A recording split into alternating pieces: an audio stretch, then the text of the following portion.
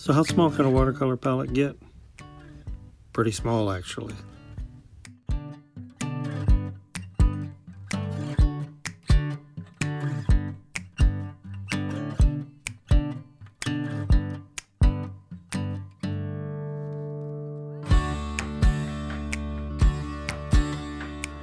Well, hello minders, welcome to another Mind Shot vlog. Well, this is an episode I didn't know I was going to make, but there was so much interest in my little micro palette.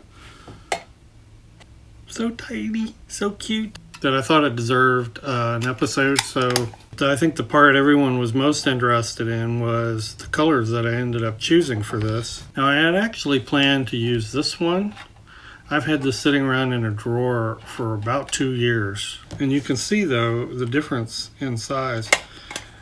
And what I was going to do was use these gum things. I could actually put 2 layers of these in. But I don't know. I think there was a lot of wasted space in this. Space between these, space around this. This tin still seemed a little large to me when you compare it to the Sennelier palette, which this is, holds 12 colors.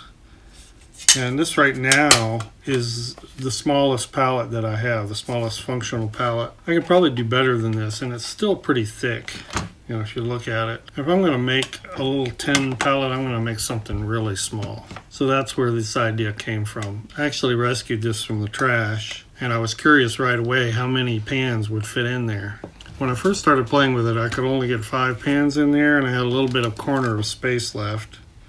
Looked something like this. And I thought, well, I could squirt some paint up in here, maybe some whitewash. The more I thought about it, the occasions of using white are going to be small or none. I could just bring a white gel pen with me. So some of you suggested just put neutral tint.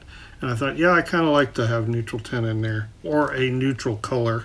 But as I got to playing around with it some more, I found one arrangement allowed me to get one more pan in there. And I thank you for all your suggestions about using caulk and dividing it up or whatever, It all just seemed like a big mess to me. I didn't want to mess with all that. So I wanted to get actual pans in here. So after playing around with it and playing around with it, it just seemed to me like they would fit somehow. And you know what? They did. Voila. 6 pans. Pretty cool, huh? Now there may be smaller palettes out there, but I can't imagine a smaller palette than this that's very useful, to be honest with you. So I'm really excited about this, and I was able to find 6 colors that I think would work in a sketching situation, and I'm really anxious to show you those and show you why I picked them. So next thing I need to do is I want to spray paint the top of this so I have a mixing area.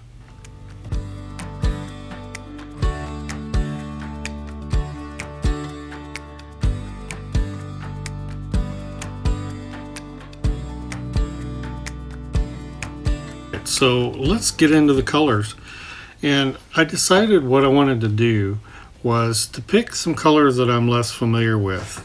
Colors that I don't use very often or I didn't know a lot about.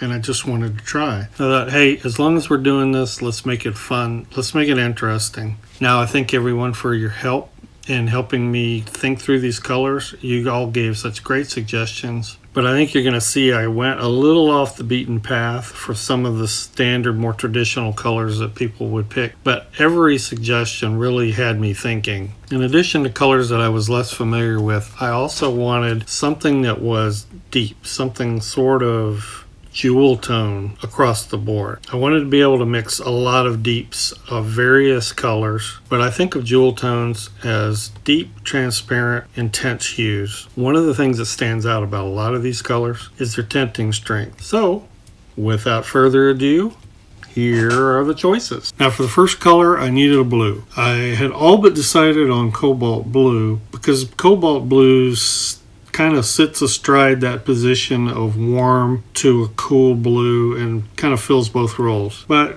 the more I thought about it, the more I thought I have been wanting to try anthraquinone blue forever, and that's what I did. PB60 anthraquinone blue. I actually bought this about 6 months ago and it's just been sitting in a drawer. I've been trying to figure out what part of my palette or what palette to even put it in. And this is going to be the first one. And my big question with it was, can I use this as my only blue, my primary blue? And I think the answer to that is a resounding yes. It is a slightly warmer blue, but in a palette like this, I don't think that matters. Now, for red, I wanted two reds. I wanted to split that primary, and I wanted to do it in kind of an interesting way. One of the most indispensable colors for me is red iron oxide. And I thought, what could I do that's similar to that, but would fit in that red category, be a deeper, that jewel tone looking thing that I'm looking for, and fulfill the role of a great mixing color for browns, which is what red iron oxide does for me. So another color I've never used but been wanting to try, quinacridone rust.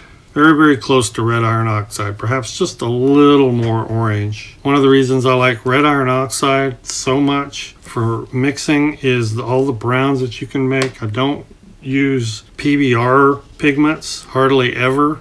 I have them on a few of my travel palettes, but PBR pigments generally do not make great mixing colors, but red iron oxide does. And you can combine that with other neutralizing colors, you can just get the most beautiful luminous browns you can imagine. So quinacridone rust, from the little bit of testing that I have done, seems to fulfill that same role and work as well. Beautiful transparent color. Pretty orange when you tint it out, but I still think it's going to fit well in a split primary with a very, very cool red. And that's what I'll show you next. So the other red that I wanted to try, I have this. I actually have it on another palette, on my portable palette, where I'm testing and painting with my Mary Blue, but is my Mary Blue magenta. Let's take a quick look at that. Their magenta is a PV19, which is primarily a quinacridone violet rose color. And I have quinacridone rose.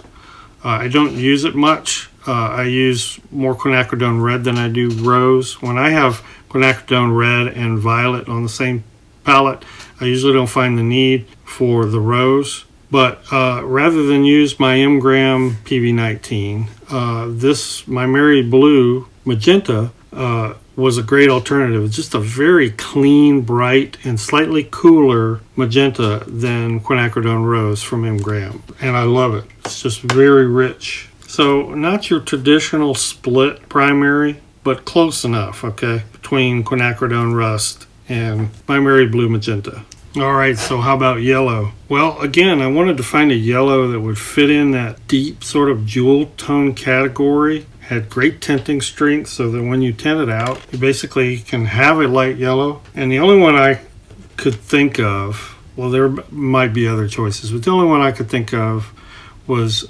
nickel quinacridone gold from M-Gram. Now this is one color that I have used. It sits on my primary, my main M-Gram palette, and I do love it. It kind of gets unused a lot because a lot of times I forget about it. I use some other traditional mixtures, but I like being able to force this into the yellow category here. And let's take a look at it. It's a PO48 and PY150. Well, watch what happens. I mean, it's just fairly warm. I mean, it's like sort of Indian yellow kind of warm, but it has a cool component, probably because of the dual pigments. I don't know. Watch what happens when I tint it out. Now, the very tinted out yellow is still very strong. I mean, there's quite a bit of tinting strength in this color, and it's almost a cool yellow. It's good enough as a yellow to go either way, cool or warm, for mixing. So if you've ever done any mixing with quinacridone gold, you know, it just can make some beautiful, beautiful mixtures.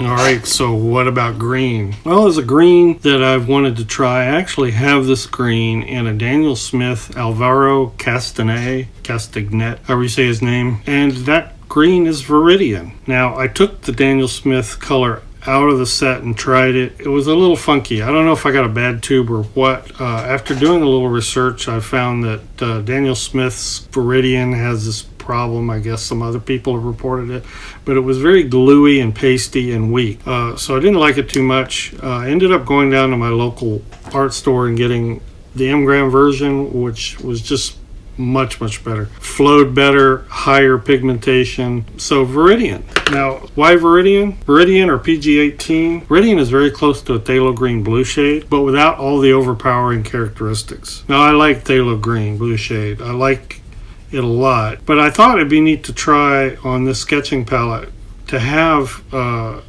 phthalo green light color, a very cool green that I wasn't having to knock back the overpowering color of it all the time. Viridian is also less staining, easier to lift, and since I don't specifically have a split primary on yellow, it kind of fills that intermediate position for mixing really well. Mixes great with quinacridone gold. And I probably should mention PG18 is a true Viridian pigment, or the traditional Viridian pigment. Some makers like Mission Gold, for instance, actually use phthalo green and call it Viridian, but phthalo green blue shade is a PG7, so the Viridian I'm using here is actually PG18, and it does not have the phthalo characteristics. Again, you know, that heavy overpowering tinting, staining, impossible to lift, always trying to neutralize it kind of characteristic that phthalo has. And lastly, my neutral. I wanted to fill the final slot with a neutral.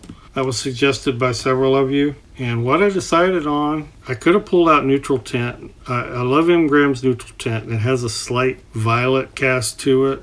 Most neutral tints just look flat gray. But I've kind of become enamored with Daniel Smith's Moon Glow. I've been playing with the dot card sample, and I ended up ordering some, and that's going to be my neutral. It works great as a neutral. It actually fills the role of neutral tint really well. Let's take a look. And it just gives me another jewel tone that's very deep and will work for some deep tone mixing. Essentially, Moon Glow is just a very grayed violet. It's made of 3 pigments: PG18, which is Viridian, PB29, ultramarine, and PR177, which is an anthraquinone red. So mix those together and you pretty much have a neutral.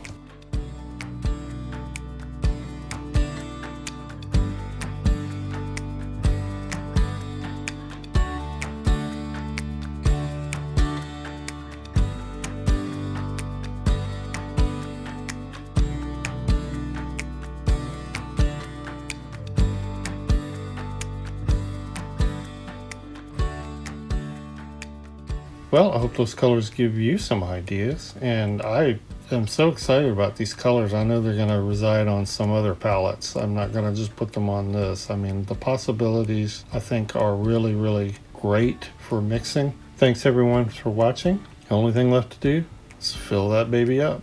We'll see you in the next video. Bye-bye.